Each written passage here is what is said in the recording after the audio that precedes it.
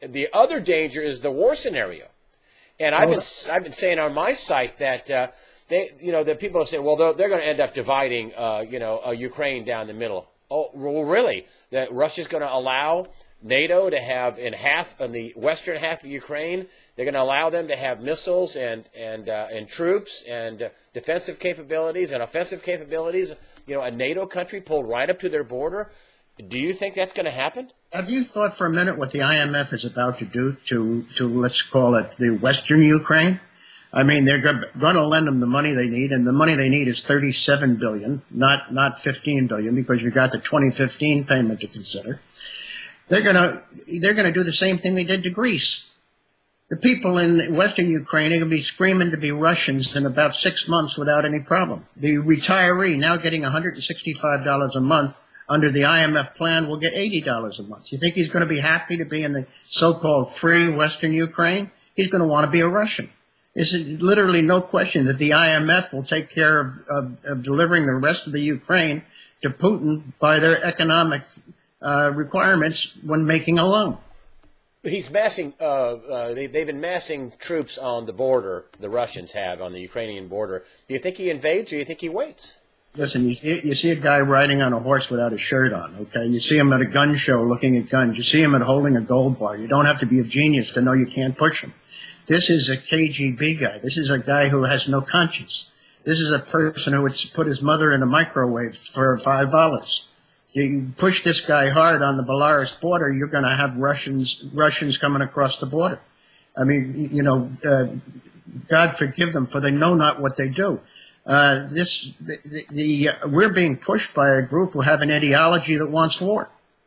And we don't have the mental capacity in other leadership to recognize that Russia has the upper hand.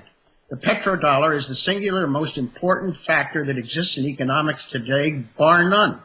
And Russia's got it right by Russia has it in their hand and can at a moment's notice retaliate in a way that would bring in a market crash in the Dow, the likes of which you've never seen in your life.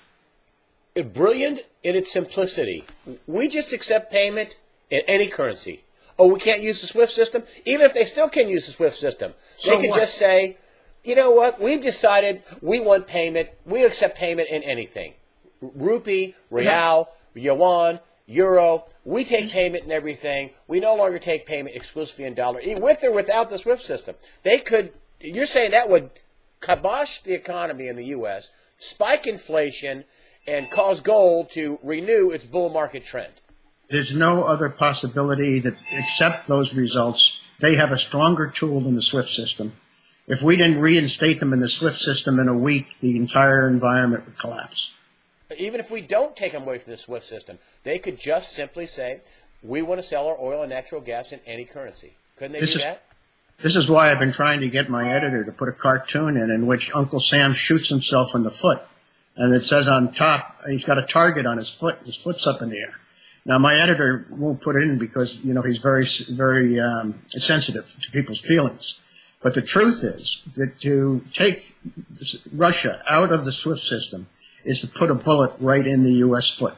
They have an ability to reciprocate in a manner that could cause us a total collapse, especially because of the derivative market, which is so tied to interest rates. You're saying that they could retaliate and completely collapse the U.S. economy? They have in their hand the ability to turn the U.S. economy upside down and into collapse. There's no question about it whatsoever. You could wave a flag all you want, but the truth of the matter is they have the power. That is a stunning prediction. It's a reality. I mean, it's not something you'd like to predict. It is simply a reality. Greg, we've killed people over the petrodollar. If you don't think Libya didn't have a great deal to do with wanting to take payment for energy in any currency, you simply haven't been reading the history of it.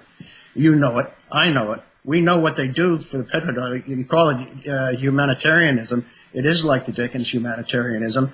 It's bombs to protect the petrodollar. What Putin has right now is a tool so powerful that it's almost unthinkable. He doesn't need nuclear bombs. He's got a nuclear economic bomb that he can set off at any time without having to launch a missile.